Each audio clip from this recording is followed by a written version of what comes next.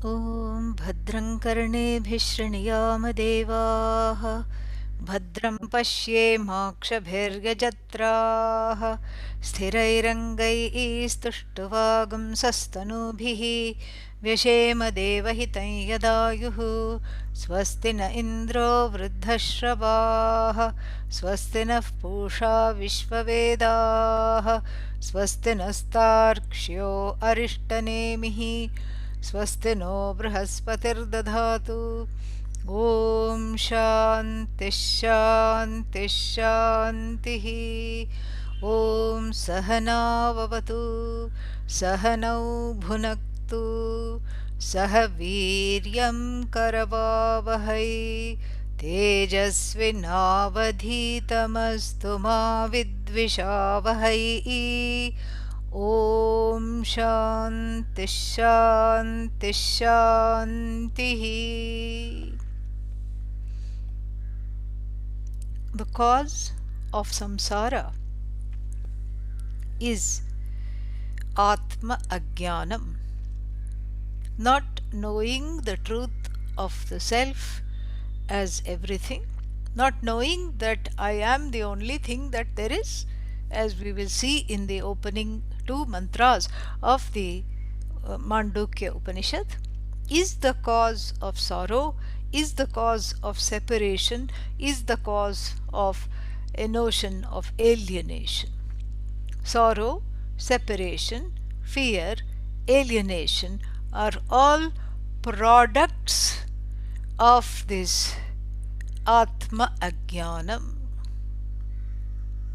So the self which is not known, as it is revealed in the Upanishads, not just the Mandukya Upanishad but every Upanishad,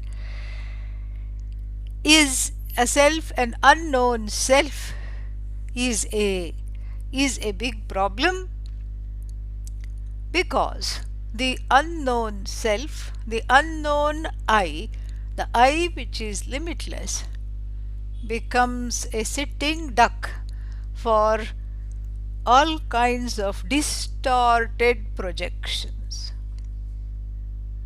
It's like there is a factory, that is producing all kinds of toxic effluents which is polluting the rivers nearby, it is polluting the air. And what is it producing? Something that is not even needed. So the body mind sense complex, the ahankara, that has adhipatya means overlordship over the mind, over speech, over the body, etc., produces all kinds of toxic ideas, notions about the I that are very dangerous. In two levels, on two ways they are dangerous. They are dangerous to spiritual growth for the sadhaka who wants freedom from these very notions. Which one takes to be real? This is very important. And it is dangerous also because it creates a pervasive delusion.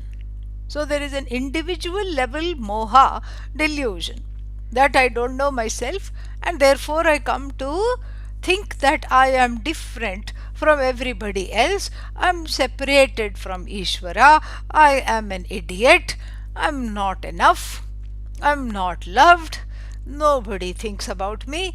This is all the toxic effluents polluting the environment. The environment here is everybody collectively believes in these kinds of toxic products, of byproducts of ātmā ajñānam.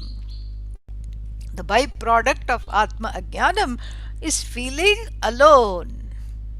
And people have been writing about this. When you look at the articles on the internet, in the paper, etc., what is there? The main thing that we see is that this coronavirus pandemic, long standing as it is, there is so much isolation. It's not that there is so much isolation.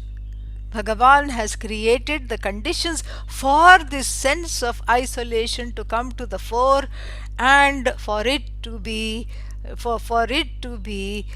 removed using the methods given in the Upanishads, namely the immersion into the Brahma Vidya.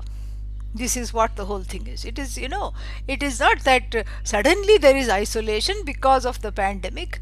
The isolation that was already there, one is painfully aware of, because how much Netflix can you watch? Even if you binge watch, how many movies can you see? You get sick of it. How many things can you do all by yourself? And so one is forced to become a jnani, or at least get the desire to be a jnani wannabe. A wannabe jnani or a jnani, that's the only option, the only way out of this pandemic. And this is what the whole thing is. And so pandemic could be, the corona could be Kalki avatara. Kalki doesn't talk. Kalki is the avatara, the final avatara, which is going to, the last chance for this yuga for the people in this yuga to come to this vidya and to be redeemed. And Kalki is on the horse. Here there is no horse, it is metaphoric, I suppose. And Kalki just decapitates and doesn't talk. And so look at the death toll here. Look at the death toll. Look at all the adharma that is leaving, and how adharma is being kicked out and dharma is being established, re-established in the world. We may not approve of the methods, but definitely, if not Kalki, coronavirus is an avatara, definitely an avatara of some kind or the other. So we have to rename it Karoneshwara, really. no other option. Karoneshwara, Karoneshwari, and very soon we should compose an Ashtottara.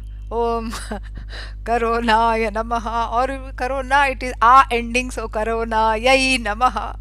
we have to start composing 108 names, that will be our inner inoculation. Outer inoculation, Pfizer and all are taken care of. We need some kind of an inner inoculation, a form of surrender, really. So this isolation that one is painfully experiencing, and one is thrown back, not out of choice, but out of necessity. One is thrown back to oneself. This is what the pandemic has accomplished. The pandemic has made it clear that you are the only thing that there is. That's all is there. And you matter, and get with the program. And if nothing, Vedanta becomes attractive only when nothing else works. And that is why Vedanta is flourishing in the time of the coronavirus. Nothing else works, no other options. One is literally cornered, one is sitting in the house, no festivals, no gatherings, no travel, forget it. We just, people are taking flights to nowhere now. And some airlines, they want to capitalize even in this time.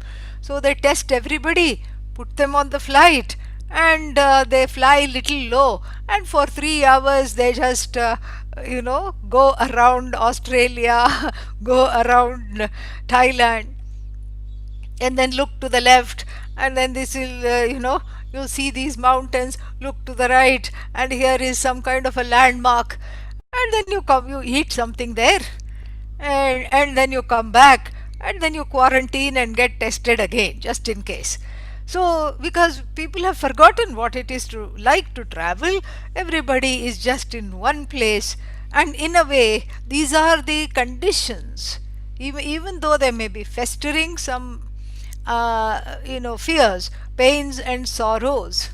These are the most fertile conditions to grow the blossoms of Vedanta in the heart. These are the most fertile conditions. And so what is samsara? When we unpack this samsara, the notion of samsara, the ingredients, what comes out of the suitcase called samsara is alienation, fear, sorrow, and all these notions. And what makes it samsara is that the notions are taken to be real. Why? Why does this happen? Because the real is not known. When satyam is not known, mithya becomes satyam. That's the only other option, because see, it's the same as our rope snake analogy, our famous rope snake analogy. When the rope, the adhisthana, the truth is not known, then what happens? It is mistaken for a snake. This is very simple. Of course, the conditions for this example to work, it's always twilight or early in the morning, when the rope is kind of partially seen. If you see, over an unknown rope, you cannot project a snake. You may step on the rope and just go away. You don't even know what you have stepped on. Correct? And then, unknown rope, you cannot project a snake. And can you project a snake over a known rope? No, not possible, because you know it as a rope. You cannot see the snake on a known rope. You cannot see the snake on an unknown rope. So where is the snake visible? The snake depicts the brainchild of the fears and sorrows that are lurking there, that are projected over the adhisthana here, which is partially known. That is why the aropa, the projection, takes place. So similarly, in the darshtanta, in the example, in what is exemplified here, so what is the rope? You, okay? This is in what is exemplified. So over the I, that is an unknown I, can you have a wrong projection? Can the anatma be projected on the atma that is unknown? Not possible. That's why even animals have ātmā ajñānam, but the ātmā ajñānam in the animals does not create a problems as far as we can see. It doesn't create a lot of problems. The dog doesn't know there is a spelling mistake. Actually, I am God. I am God. It doesn't know that, but it is fine. It seems to be okay. It seems to be going about its day.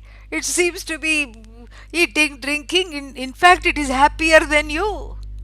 At least it can wag its tail few times a day and go about its life.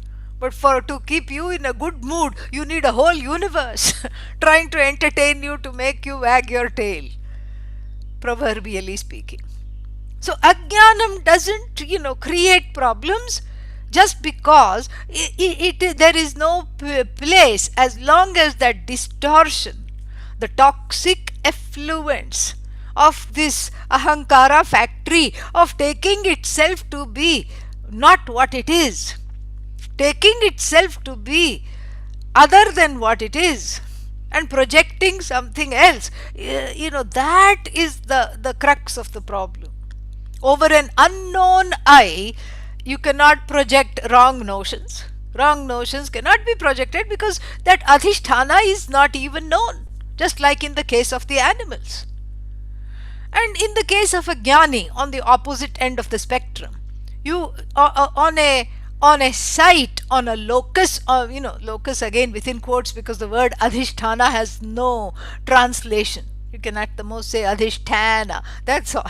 You can't translate this word.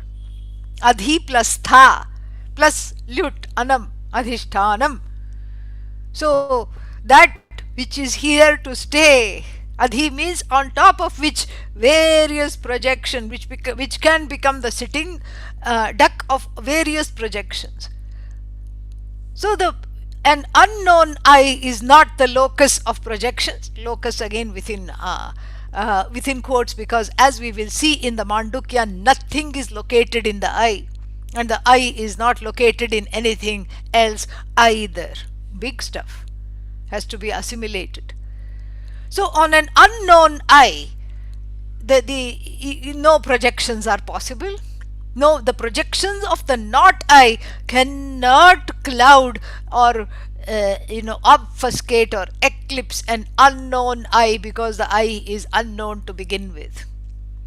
The projections of the not I, anātmā, cannot occlude a known I, because the I is known. This is on the other end of the continuum. In the case of a jnani, the known I cannot be a locus of projection. Why? It is known. And if you don't understand this, go back to the snake rope example. A known rope. On a known rope you cannot see a snake because it is known as rope. So the problem is specific to human beings. And the problem is one of not agrāhyam, which was on one end of the continuum. This is what's his name? Gaudapadacharya, the teacher, talks about in the Karika at length. The problem is not agrāhyam, not grasping the truth of the self. So ātmā ajñānam with a twist is a problem. The problem is not yathartha grahanam, taking the ātmā to be what it is. Of course, that's never a problem. Taking the I to be exactly how the Upanishad sees me, that is not the problem. So the problem is what? Anyagrahanam. Anyagrahanam. Taking myself to be other than what I am. Why? Because I have a free will. After all, I am Ishvara. I have the ability to see things, albeit in a distorted way, but I do have the ability to make choices. I have the ability I have awareness of this body, mind, sense complex. I have the ability to witness. And this self-awareness seems to be unbridled. It's not a small, not that self-awareness is quantifiable, but there are degrees of it. In the human being, there is a totally blossomed self-awareness, a self-awareness where there is nothing else. Complete, total, unbridled self-awareness, the ability to desire, ichha shakti, kriya shakti, jnana shakti, the ability to find out things, the ability to know, the ability to get to a place of get to a place of peace when I, within myself, the ability to search for what I don't think I have, i.e. happiness, the ability to grieve, the ability to come out of grief. All this is unbridled self-awareness, which is a great blessing, which makes one an adhikari, qualified for this knowledge. So every human sharira is a potential adhikari sharira, brought upon by their own karma. So in India anyway, we are not bothered about the population. So when population, people are, all the economists and everything, they are grieving population control, it is exploding, 1 billion has been crossed, 1.3 billion. The rishis are sitting and saying, more the merrier, more adhikari sharira. That means something is going right. The jivas are being reborn as human beings. Yay! Yippee! And because the human birth is a blessing, because the only purpose of this human birth is to be free of this pain and sorrow and ignorance, aka the notion, the biggest spoof called samsara. That is what the whole point is. And so the adhikari sharira is you have to have an appropriate body. What is the use of being a pet cat and sitting next to the owner and listening to the Zoom class? What is the use? Nothing will happen. And this is what happens. People tell me all the time, oh, my cat is taking the class, my dog is taking the class. I just smile and say, Tathastu. And this was the same case. This is the same thing when any teacher teaches. Every teacher has had this encounter with a reborn brahmachari, yoga bhrashta, a reborn brahmachari reborn as a dog. I'm just joking, okay? Yeah, brahmachari reborn as a cat. And in our Anekatti ashram, we had one cat and one dog that could not stand each other. They were always, we were sick of them. In fact, they had tried to leave them in the next village, but they came back. They came back before the ashram vehicle could come back. They were back.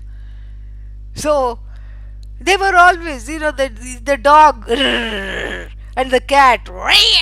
This is how the whole thing was. The whole ashram was, instead of hearing chants and all this, that also we would hear. But the chants would always be peppered by these territorial wars all the time.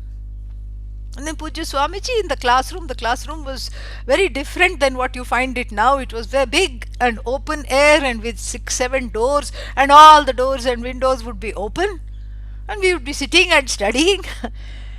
And 2 minutes before Pujya Swamiji came, this happened on many occasions, not just one. The dog would come and go under the dais. It would be a nice blue curtain on all sides. And Pujya Swamiji would sit in Padmasana in those days when he was able to do that. And then the dog would go and come from one door and go underneath the dais and sit there. And the cat, not to be outdone, would come from the other door and go underneath the same dais. And there would be a muted fight. Like this. And then Pujya Swamiji would come and sit. And for the whole hour, no problem at all. Nothing. And some of the nervous students who studied with me, they would try to go under the dais and drag the cat out, drag the dog out with the help of its hind legs, and the dog is doing dharana there. It is doing a protest, I'm not going to come outside. And Pujya Swamiji would say, why are you troubling my brahmacharis from the last life? Something got missed, but they had enough punya to be reborn as dog and cat in the holy ashram. Let them sit and listen, whatever they can get out of it. I don't know what they're going to get out of it, but let them be there. And as soon as the final mantra, Purnamadaha Purnamidam, was chanted, they would again start fighting. This happened 2 or 3 times. So it was not an accident. It was very interesting. So the adhikari body itself is a blessing. But the human, the human blessing is the human life is a mixed blessing. Of course, Vedanta throws a curved ball wherever possible. There is a paradox. A paradox to the east, a paradox to the west, a paradox to the north and south. Wherever you look, there is a paradox. And what is the paradox here? It is a blessing, all right, but then until this blessing is understood and until one goes into the arms of the Shastra, and until, as we talked about, all the inner children are allowed to be lulled by the Mother Shruti, and they are first suspended and then neutralized in the children in the form of wrong notions, raga, dvesha, until then life is pure hell because I take myself to be what I am not, and then I don't take myself to be what I am. 2 kinds of aropas, 2 kinds of adhyasa mistakes. Atmani, anatma adhyasa. In the Atma, I just look for everything. I confuse the infinite Atma, which is equated to Omkara, which is told that it is everything in this universe. I equate this I to be as good as the body. Dehoham, pranoham. I am as good as the mind. Sniff, sniff. I'm as good as what I see. I'm as good as my pains. I'm as good as my sadness. I'm as good as what I have, which is very limited. That's why there is this hoarding mentality. Some, squirrel life, past life memories have come because the squirrel keeps on hoarding, doesn't share. And then after that, I get territorial about what I have. Dog past life coming into being activated. Anybody comes, I growl. This is all Atmani anatma adhyasa. So the Atma as though become the adhisthana, which is Brahman, which is limitless, which is whole, which is free, becomes the locus for all kinds of finite conditions of the mind, of the body, of one's surroundings, of everything. And then that is one type of mistake. And the second type of mistake is what? Anatmani atma adhyasa.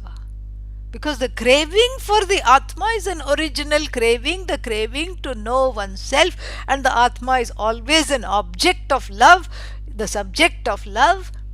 Why? Because one loves that which is infinite. The love of the infinite is inbuilt, the search for the infinite is inbuilt, and the craving for the infinite is inbuilt, and the infinite not being known, one falls, underscored, bold, italic, everything, whatever you need to do to make the word fall stand out.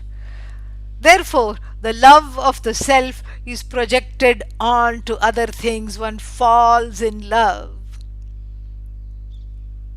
The love of the self is projected onto the anatma, which I have to keep on life support all the time. So I end up wasting lifetime after lifetime after lifetime trying to make the finite infinite. Is that even possible? Can you listen to yourself saying that? What did you do in this life? Well, I'm busy. What are you busy? I'm trying to make everything infinite. Everything I touch should become infinite. The Midas touch, there was one king called Midas, and he wanted a boon, greedy fellow, and his security lay in gold, in wealth. So may anything I touch turn into gold. And the angel that was giving the boon said, are you sure this doesn't sound like a very good idea? No, anything I touch should turn into gold. Okay, tathastu, have fun. And he just went on touching everything. And the sad story is he hugged his young daughter, the princess, who immediately turned into a golden statue. And this is what the whole thing is. So the Nama and the Rupa one falls in love with, not understanding the truth of the Nama Rupa. What makes Nama Nama? What makes Rupa have that Rupa? What is the truth of this name and form that populates this whole universe? And that separation from each and every name and form with which I have fallen in love, which I cannot overcome, which I want to be united with, but I cannot be united with, because everything is there for a short time. Even human beings pass away. Everything is there for a short time, and I want to extend its lifetime. How long can you extend it? This is where the action and result of action also conspire. And what should be the result of action? I should leave something lasting behind. Array, you are the most lasting thing that there is. Not understanding this. This is the two kinds of projection. And resulting in the result of these projections is the notion that I am trapped, I am bound. I have woven a cocoon of sorrow and fear, waiting for some kind of transformation. And so, whatever I cognize, we saw earlier today. Whatever I cognize and whatever is cognized is separate from me. At first this gives a certain kind of a happiness. I am different. I am the cognizer. I have the power to name. I have the power to see things. I have the power. I'll call this pot. I'll call this figurine. I'll call this lid. I'll call this cup. And this is a earthen diya. Diya means a lamp. I'll call this lamp. There is great pleasure in naming. This is what the colonizers did when they first saw in various countries they went. First thing they did was to change the names of the towns. They could not pronounce Mumbai based on the it was named after the Devata goddess Mumba Devi, a local goddess, Kula Devata, Grama Devata, village goddess. And so it became Bombay because they couldn't say it, and there was great power in changing the name to their own palate, to their own tongue.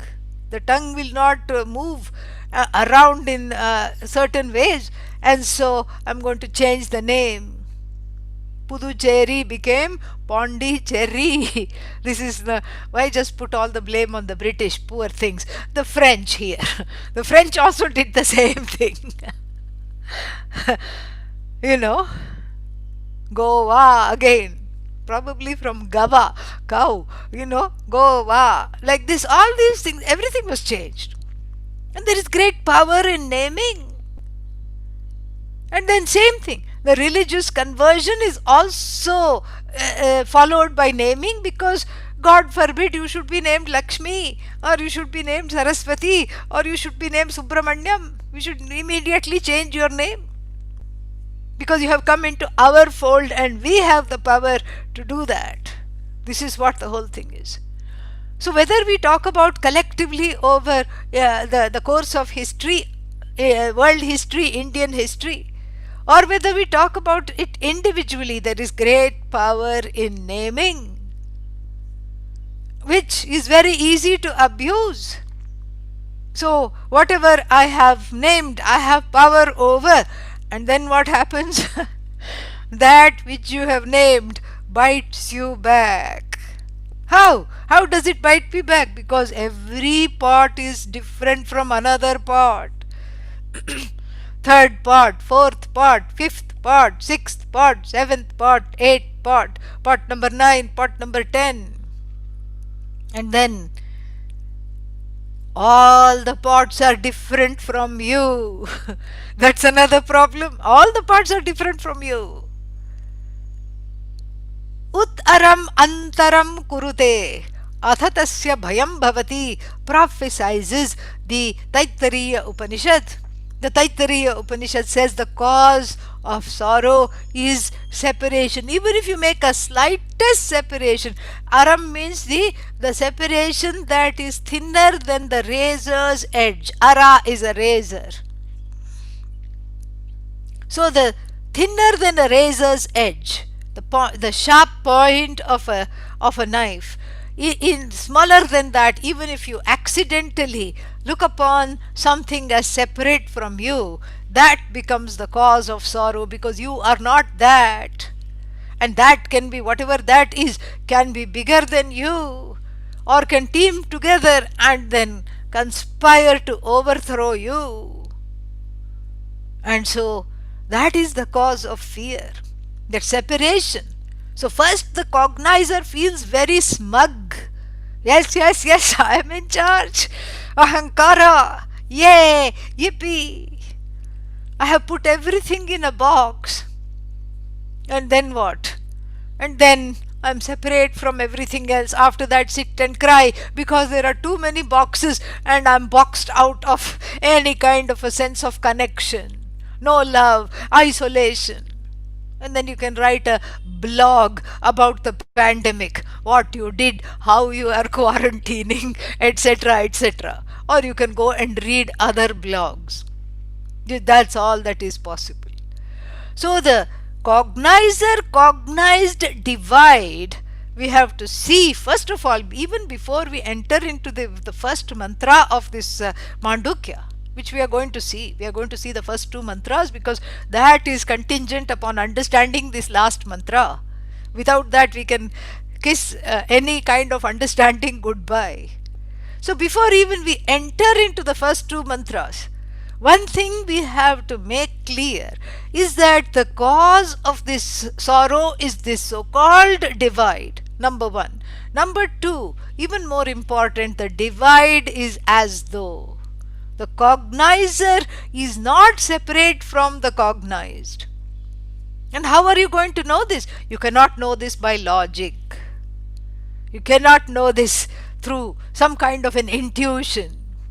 You cannot know this through some inference. For this knowing a special means of knowledge, which is itself the Upanishad, handled by the teacher in the form of all the prakriyas, the methodologies, has to come and tell you are that which is, you are neither the cognizer nor the cognized. Please recognize this. You are that which is the whole, which is free, which is all. This takes time because not because the teaching takes time, but because the orientation that I am separate from everything is so strong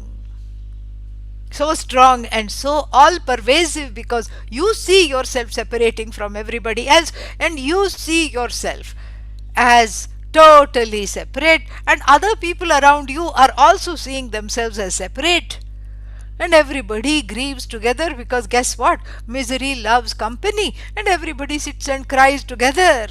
Buckets.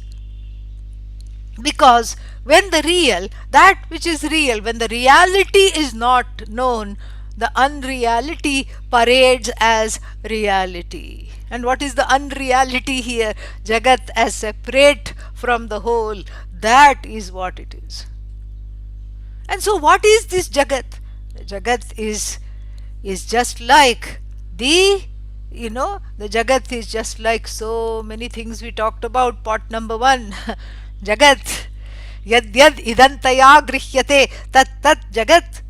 Whatever is cognized by the word this, anything, and that comes under the purview, under the spate of this cognition is the Jagat. This pot number one, this pot number two, this pot number three, this pot number four, this lid number one, this lid number two, etc., etc.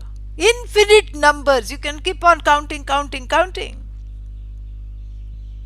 And so anything that is referred to by the word this is not you. The cognizer is you, but then we can't stop there. This is just tvam padartha siddhi. This is just understanding, getting to the place of witnessing everything. I'm not spending too much time over this because we have seen this at length and you've been studying for some time. So this is tvam-pada vichara phala.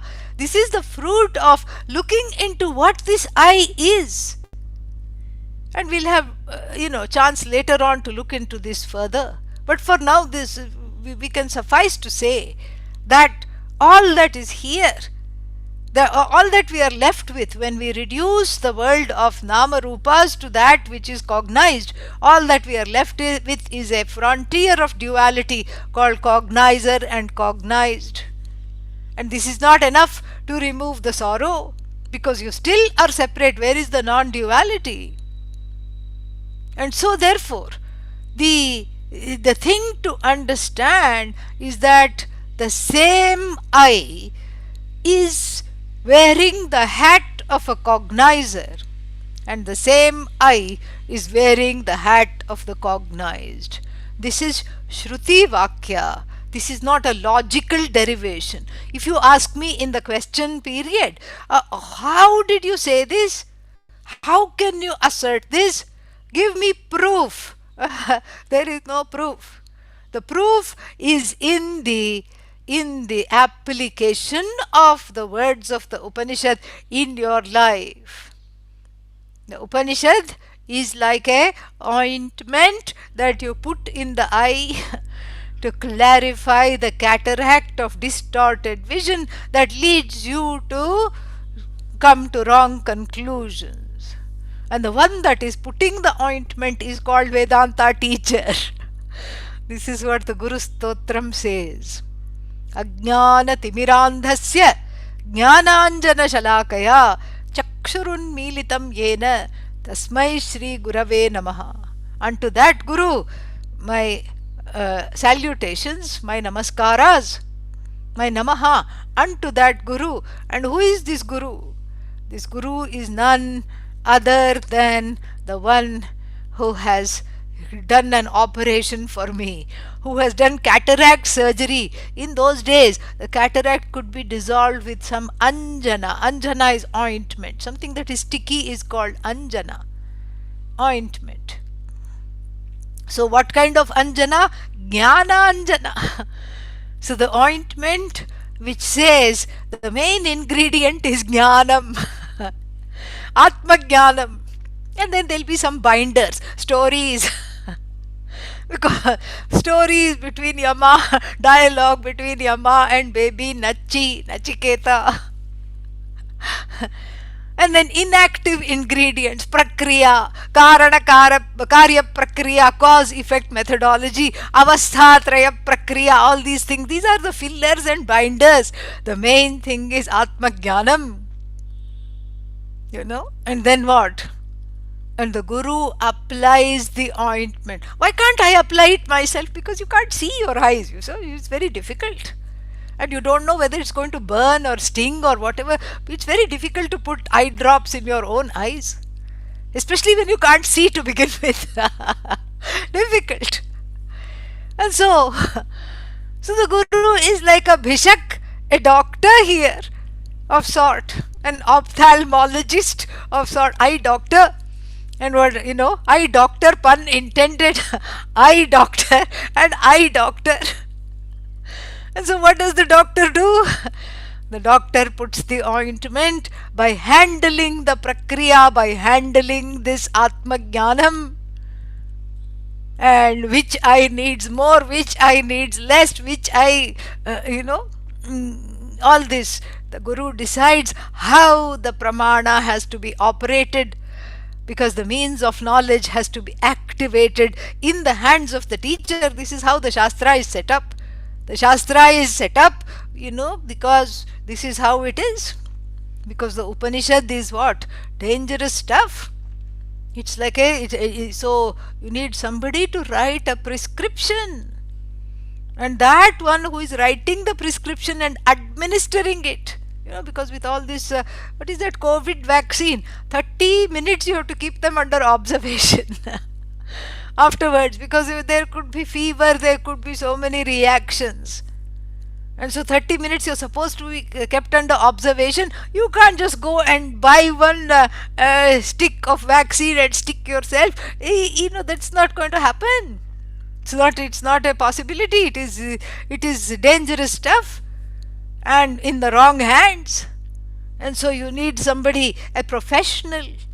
So the teacher is a professional to handle this cataract ointment, which is the antidote.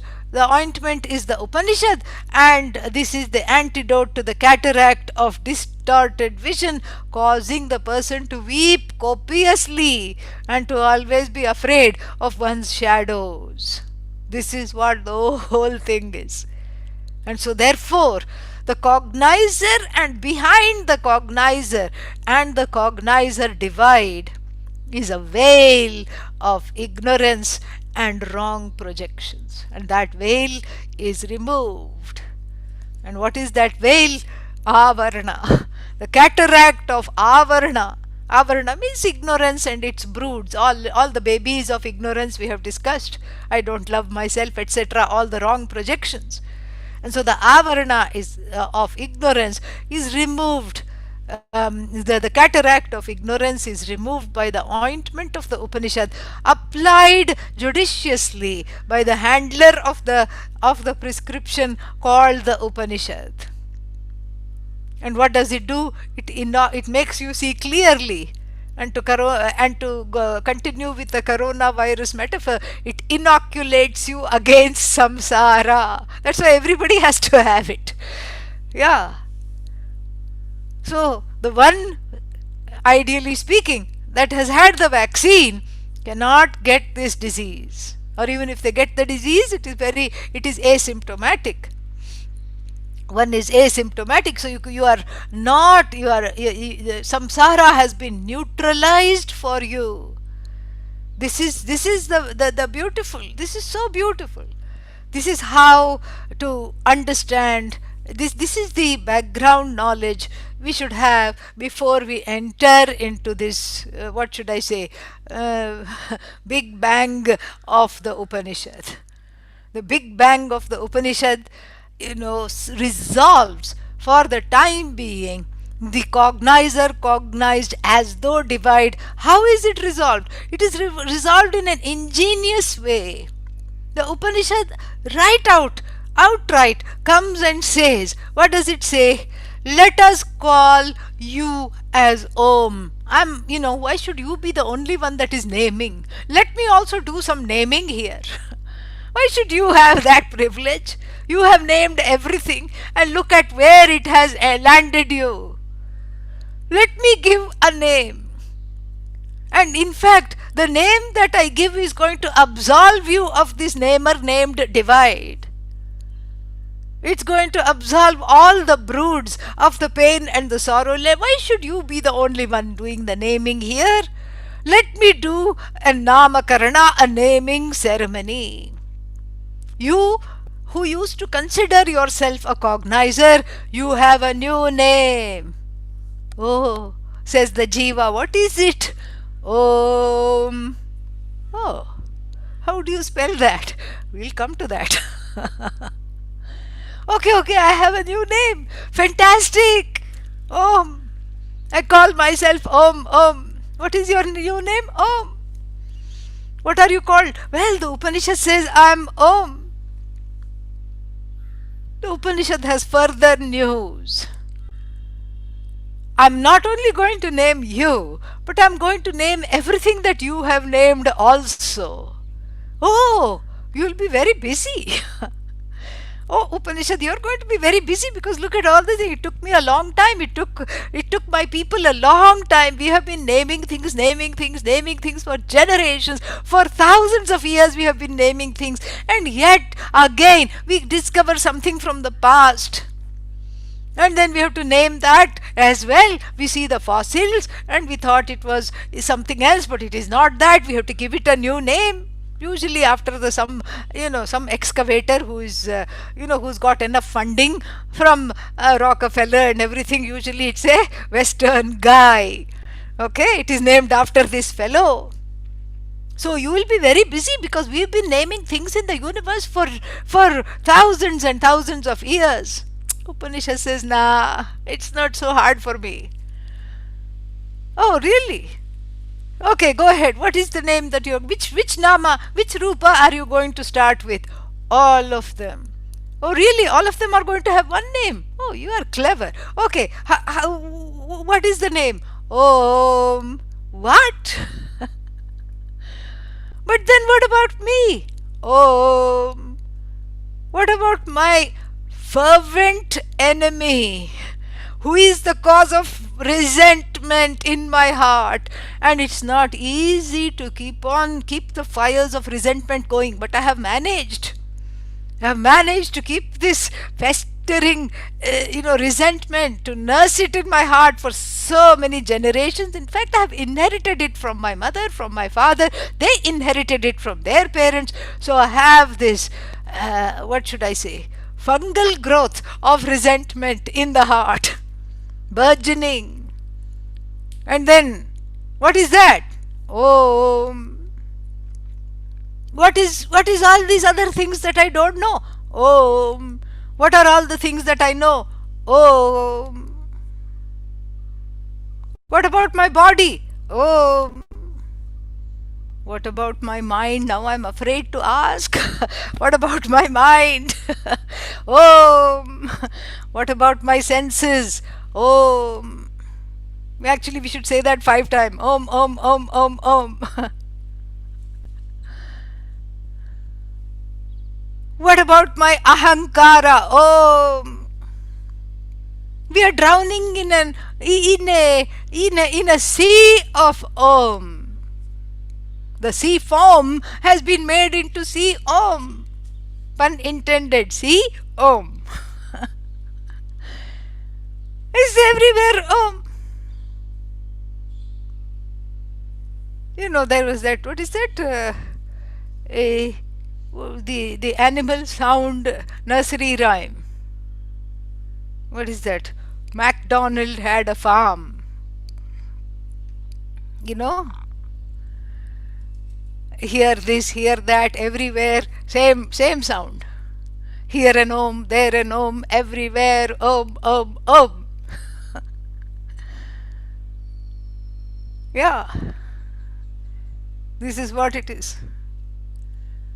Instead of MacDonald, we have to change the name to old Mandukya. Had a Jagat. Yeah. Describe the Jagat. Here an om, there an om, everywhere, om, om, om. And the ahankara has to sit down because it is shocked. That's the only way. The shock therapy is the only therapy that works for ahankara. If you say, "Arey beta, poor thing, come and sit in an Upanishad class, it will be good for you," it will say, "Shut up. You know, I'm having a good time being sad." There is some morbid satisfaction in misery and anger. What is it to you? Go away. You know, the only thing that works with the ahankara is to shock it out of existence. And in fact, the definition of ahankara is vicharam na sahate, that which cannot stand enquiry. Like our Kali Yuga politicians, you know. You start to conduct an enquiry and then the whole person crumbles. Don't open the past. It's a Pandora's box of all kinds of things, all kinds of flying insects of corruption comes out. And same thing with ahankara. You start looking, where is the ahankara? And there is no answer. If you cut open, if you do post-mortem of a body that has gone, of somebody that has passed away, where is the ahankara? Not there. You cannot see the ahankara. And then in the sleep, there is no ahankara. Somebody can come sit at the head of your bed and insult you soundly and go away. You are unbothered, you are one with Ishvara, you are one with Om. You are truly one with Om in sleep. But since we cannot spend the whole life sleeping away, we have to understand that even as a waker, I am Om, and one has to be at home with Om. And so this ahankara is not really there, it is mithya. It is a dependent reality like everything else. But what does it depend on? Om. We've already said this. Om. Om is the truth. Everything else depends, leans on this truth. And that leaning itself is mithya. That something has come out of Om, this whole Jagat has come out of Om, is also mithya. That it is being sustained by Om is mithya. Mithya is not false, and as though dependent reality. There's only one reality, and that is Om. How do I assimilate this? Pot number 1, pot number 2, let's go back to that. Pot number 3, pot number 4, pot number 5, pot number 6, pot number 7. 7 pots we have. One for each mantra of the Mandukya Upanishad. 7 pots are there. And then you see, what is this pot made of? This is what Uddalaka explains to Shvetaketu in the 6th chapter of the Chandogya Upanishad using the cause-effect methodology. So, it is, we have seen this before, that all the parts resolve into clay. They arise, so to speak, out of clay, are sustained by clay. Ekena mritpindena sarvam mrinmayam vijñātam bhavati. By just examining / understanding one lump of clay, the entire earthenware world is understood. You don't have to do a PhD thesis on part number 1 and then a different PhD thesis on part number 2. Not needed. Save your breath. So, there is a certain reality to saying part number 1 because it occupies a certain space and it has a certain mass. It has an apparition of separation. So you can count the parts, part number 1, part number 2, part number 3. But listen to yourself when you say clay number 1, clay number 2, clay number 3, clay number 4. And if Pujya Swamiji were here, he would say clay number 5 exists here. Because instead of brain, there is clay. Because that is why you are counting clay number 1, clay number 2, clay number 3, etc. In fact, the first clay number 1 exists here. After that, everything else is moot. Pot is clay. Clay is not pot. Clay manifests as the pot without losing anything in the process. It doesn't lose weight, it doesn't lose anything, it doesn't lose its reality.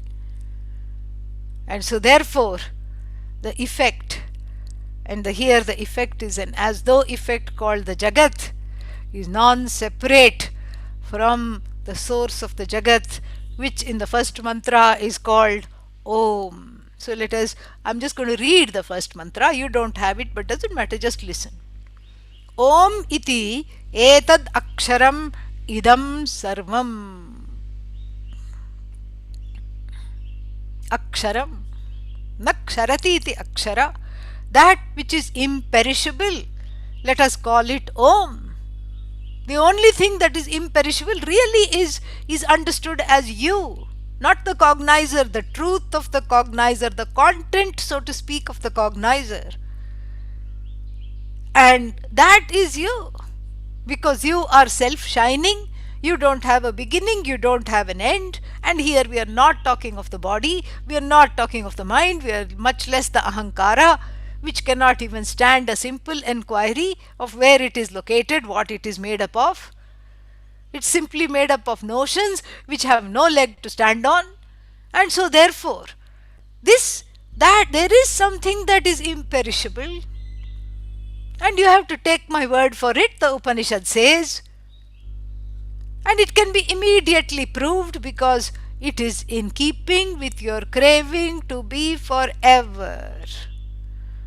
Everybody wants that forever. You want to be forever. You want to have everything forever. Ever, ever, ever. How long you want to be happy? Nobody says, 2 minutes please of happiness will do. No, forever, all the time. I want to be happy all the time. I want to be limitless all the time. I want to be everything all the time. And so that forever is imperishable. That forever is already you. Because of the cataracts of ignorance and all its problems, you are not able to see that. The Upanishad, the Rishi channeling the Rishi channeling the Upanishad, the Rishi who is the teacher in the Upanishad, we have to infer, is saying that everything is Om. The Adhisthana is Om. The Adhisthana is you. And that Om is imperishable. And why is it imperishable? It cannot perish because there is nothing other than it. nasha or perishing happens through three sources. Three possible sources of nasha are there. So something can destroy something else. Something other than itself can destroy something else. Like a tiger having a hyena for breakfast. Other than itself, the poor hyena has been sacrificed for the meal of the Vyaghra tiger. Okay? Then something like it can destroy. So something unlike it can destroy. Something like it can destroy within the same species can destroy. We see this in the plant world. Certain plants are aggressive, and when they grow, they just, they create like the tamarind tree. Nothing can grow under the tamarind tree. It makes the soil kind of acrid, and then it creates such a heavy shade that nothing can grow under it. So in the Shastra, dictators are compared to tamarind tree kind. Dictatorship is like tamarind tree leadership. They only have to shine. They will not allow anyone else to come into the forefront. So this is what So this is what is within. Something like it can destroy. Something unlike it can destroy, or it can implode. The source of destruction is within itself. That is also possible. You leave something over time, and then it just implodes, something like that. And the syllable here called Om, and more importantly what it represents, and we'll see all this in detail, is imperishable. Firstly, because there is nothing like it to come and destroy it, and there is nothing unlike it to come and destroy it. And then in order for it to self-destruct, the ingredient called time is not there. Because self-destruction happens in time. There is no time here. Time has been swallowed. What is time? Om. Time has been swallowed by Om. Space has been swallowed by Om. In fact, it is yet to come. Space is Om, time is Om. Om is neither time nor subject to time, neither space nor subject to the exigencies of space. Om is free of time and space. Therefore, Om cannot self-destruct. Om cannot be destroyed by anything other than itself. Om cannot be destroyed by something like itself. There is nothing other than itself. And how do we know that? Om iti etad aksharam idam sarvam. Om iti. Iti means this thing, that Om is within quotes. Om. This Om is everything. Idam sarvam. Yadyad idam pratyaya gocharam tattat omkarah eva. Omkaram eva tattat. So anything that is a product of this cognition is also Om. What about the one who is cognizing Om? Everything is Om. This is a bombshell dropped directly on the ahankara, which first was carving for itself an important niche in order to stand out, and then and because it carved itself a wonderful box where it put itself, and it put everything else into other notional boxes, and then it felt boxed out of everything, and it felt alienated, and then it was unable to come out of this situation. The only thing it could do was appeal to the Guru to have the cataract of the distorted vision cleared. And the Guru, in all compassion, applied the ointment of Om. The ointment of non-duality was applied to this to dissolve the cataract of distorted vision that I am separate from everything else. So this whole Jagat is Om. And as though that is not enough, that itself is a big, bombshell, the Upanishad further goes to say, Tasya upavyakyanam. Tasya upavyakyanam. It's a complete sentence right there. What follows now is a clarifying statement. Upavyakyanam is a statement that is going to unpack and unfold this Om. And how is it going to unfold this Om? This Om is going to be unfolded by the next sentence of the Upanishad. Bhutam, Bhavat, Bhavishyad, iti sarvam, Onkaraha eva. Because we are so constrained and conditioned by the concept of time that it is impossible to imagine something timeless.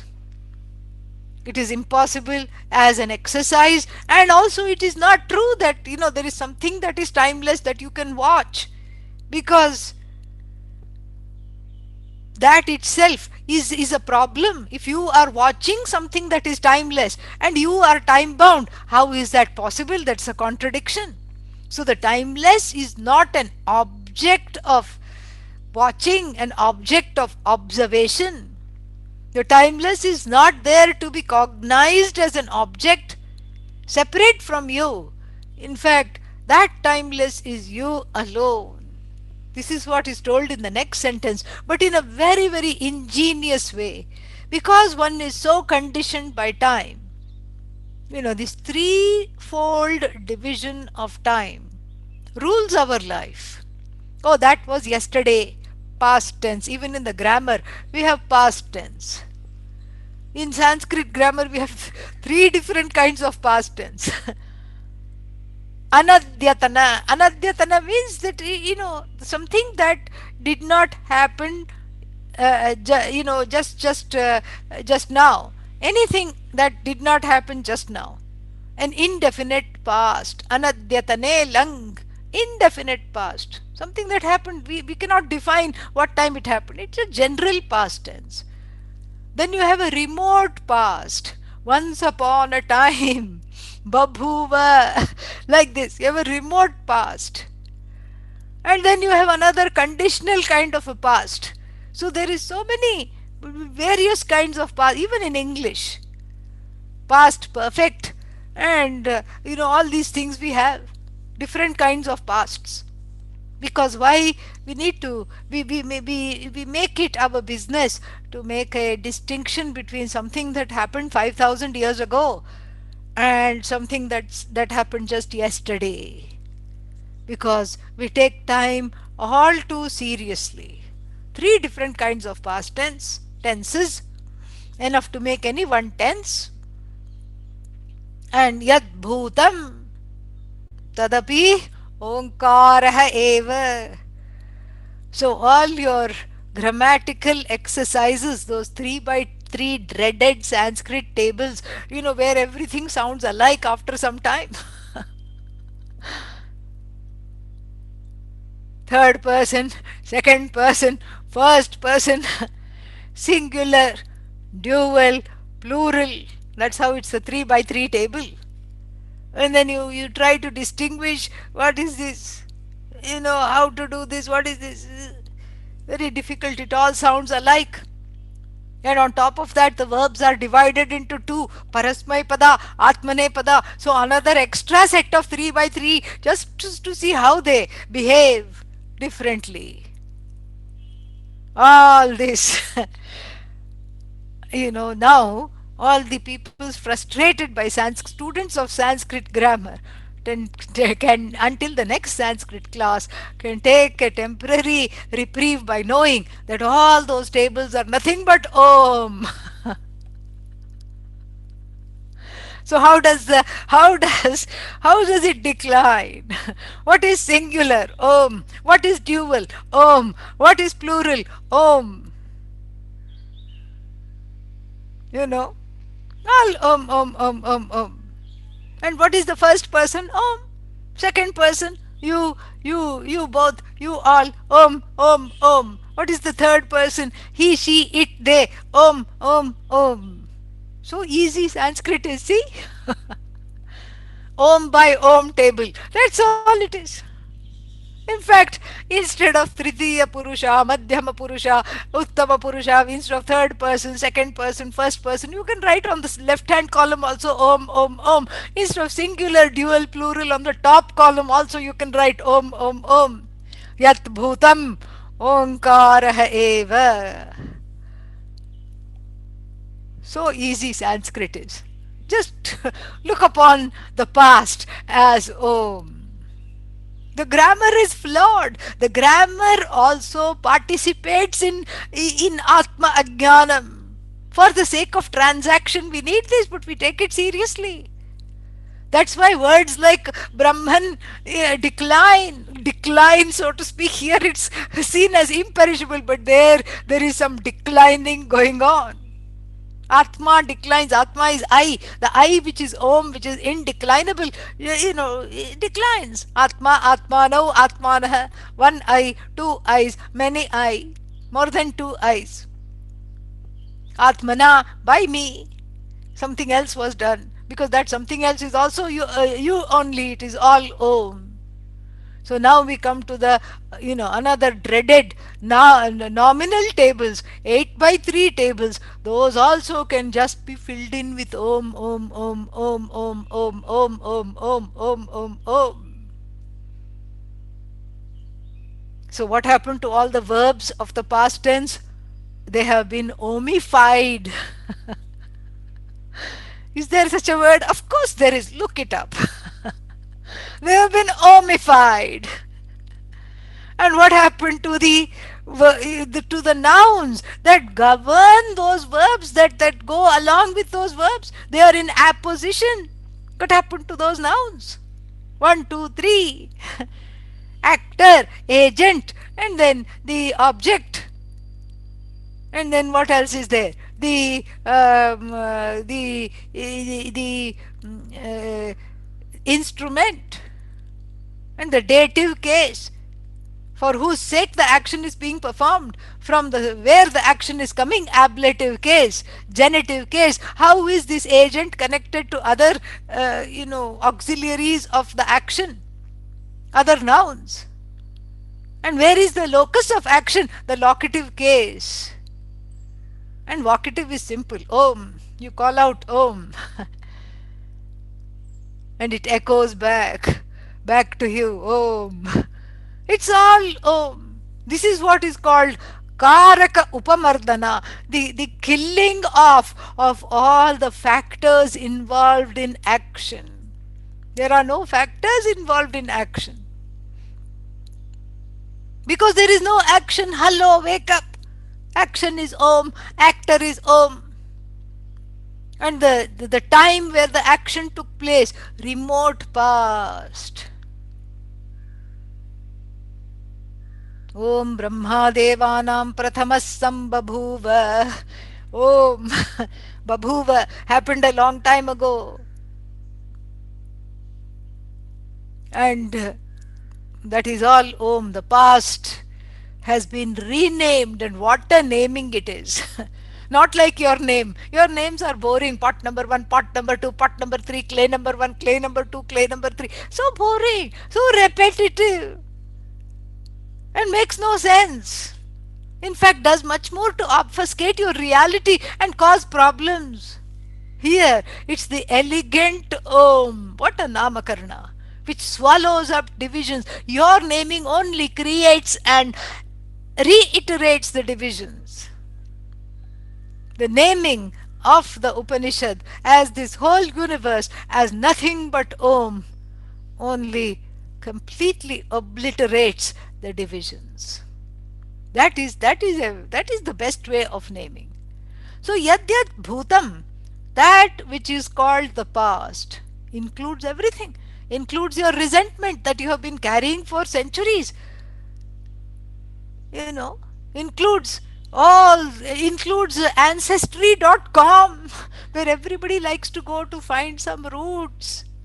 Put in your surname And of course, your prarabdha being such that, the surname will be something like Smith, which everybody in the whole world will be having.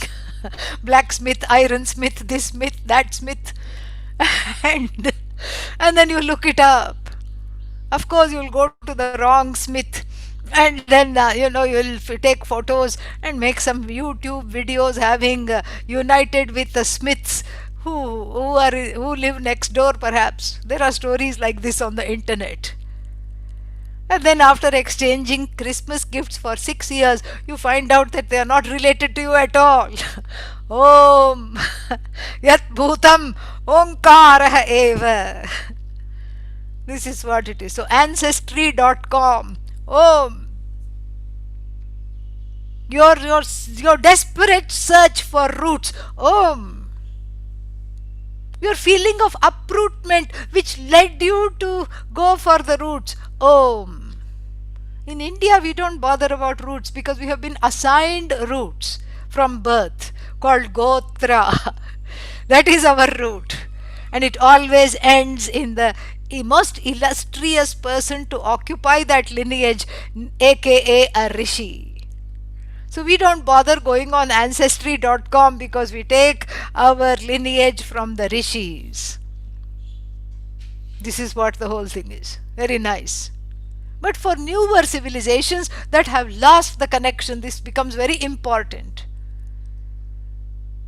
And there is some truth to that until you enter the arms of Mother Shruti, the mother which is the Upanishad. She says, don't worry about your antecedents. You are Om. Because one can get caught up in the past. One can totally get caught up in the past. And getting caught up in the past affects the present, because really speaking there is no past. The word Om makes a repast of the past because there is no past. If you're sitting and crying about the past, when are you crying, may I please ask? You will be forced to say, now I'm crying. And what is now? The present. What is the present? Om. Yat bhutam. Yat bhavat. Bhavat means present. The present is Om. Anything that's unfolding right now, Om. Your own distrust about what I'm hearing, can it be possible that this is true? Om. And the past that you are reliving and getting PTSD about, Om. The remote past about which you are curious, Om. The recent past which you cannot forget, Om.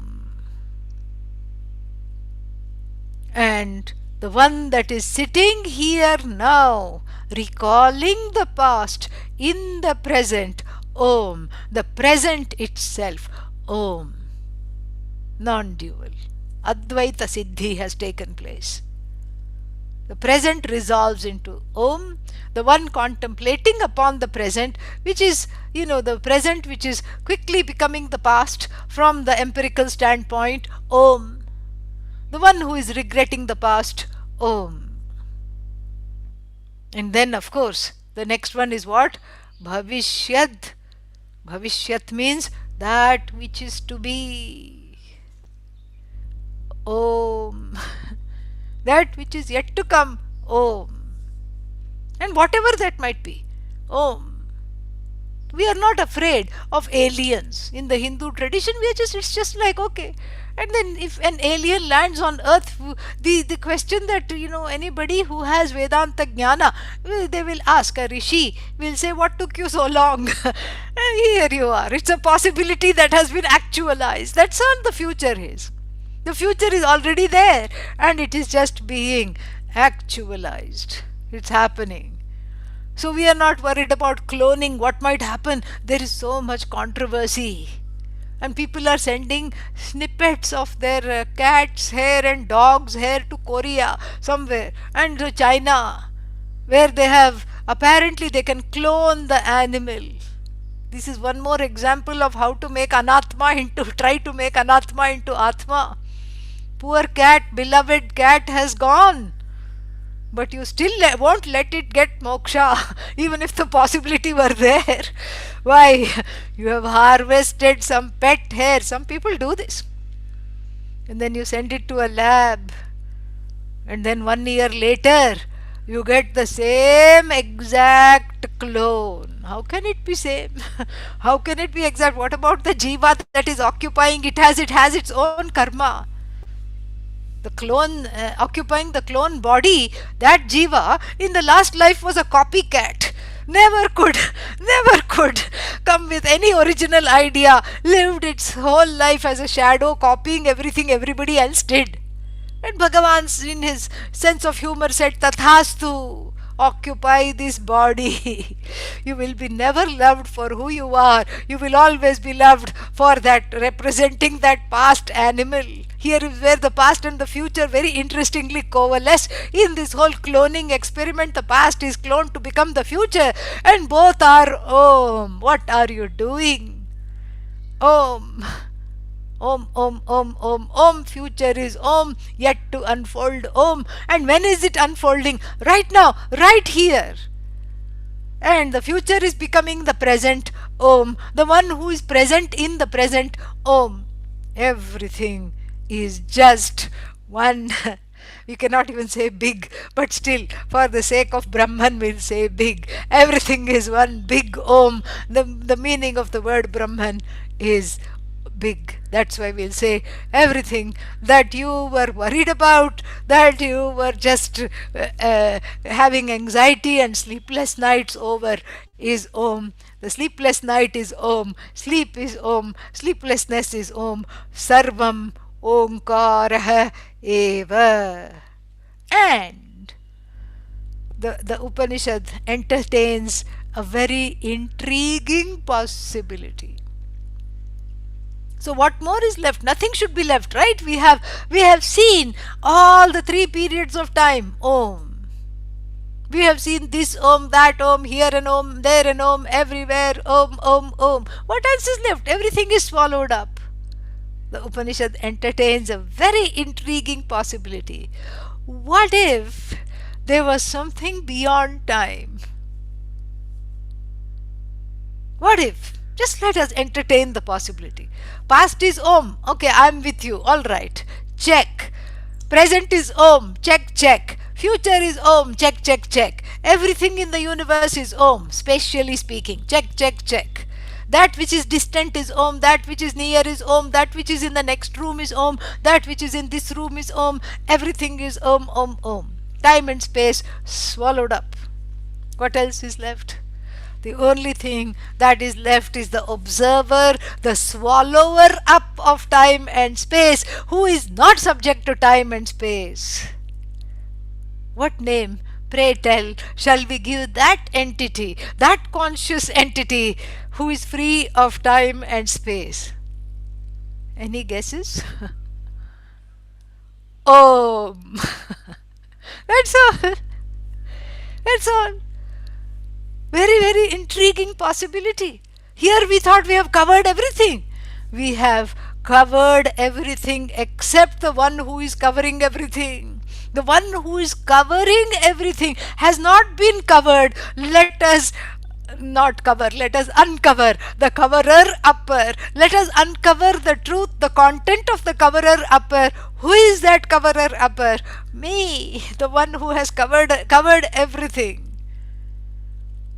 Now the namer, who is free of time, who is free of space, is naming itself. This conscious entity is doing a self-own, a very beautiful self-own, a very beautiful self-naming here. What is that? Om. Yat cha. Yat cha means furthermore. Yat, whatever there is. Yat cha. Anyat, if there is anything other than this. Trikālātītam, beyond the 3 periods of time that we have discussed at length. Tadapi, even that is Omkarah. Om. Now nothing else is truly left, correct? What else is left to say? The Ahankara is shocked into a silence and little bit intrigued also, wondering what happens next. We'll find out in the next class. Om Purnamadav Purnamidam Purnat Purnamudachyate Purnasya Purnamadaya Purnamevavashishyate. Om Shanti Shanti Shanti. Harihi Om Shri Gurubhyo Namaha. Harihi Om. Thank you. Any questions are there? Yes, nice to see everybody. If you want, you can unmute yourself to ask a question or put it in the chat pod. Both the options are available. Thank you, Swamiji. I have a question, Swamiji. Yeah, So, tell me. my question is about the free will. If you can explain a little bit about the free will. So, Yeah. if everything is done by the prarabdha karma, so where the free will begin, or where is the line between the Aha. prarabdha? Aha. Very nice question. You know, where did this prarabdha come from? It is your own karma, right? Ah. It is your own free will that comes as, that is manifest as prarabdha. Your own free will, where you did something to reach out and do use of the free will in the last life or some other time in this life, and this is just this is prarabdha. This is what you are experiencing in this life, the results of free will in another life or earlier in this life itself. So you did something wonderful, and so you get to study the Mandukya Upanishad, or you did something that inadvertently, in what should I say, made mosquito into chutney, and then and then what? And you get another bite, mosquito bite. So like this, you know, this is what the whole thing is. So the prarabdha is free will in another life. That's what it is, or earlier in this life. So there is free will. That free will only becomes prarabdha later on.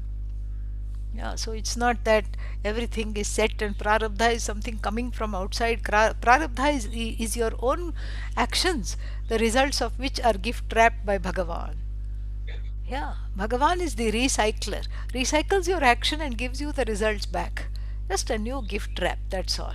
Bhagavan says put your finger and ties a bow on top of that. That's all it is. Yeah, So, all the best. Swami, Yeah, one more question. Yeah, go ahead. yeah. First of all, I would like to be excused. I was not there in the morning because I was involved in some samsaric work. Yeah, go to youtube.com forward Okay, slash Swatma Vidyananda. It will be there. Yeah, it has very been nice. uploaded. So And yeah, yeah. I have some inquiries. So, what I could grasp today, this evening, is that then all our God and goddesses, everything is Om then. Oh yes, yes.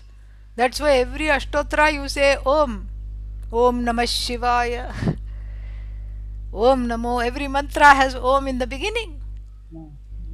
Yeah, Dhanyabad. Om. All the best. Take care. Good night.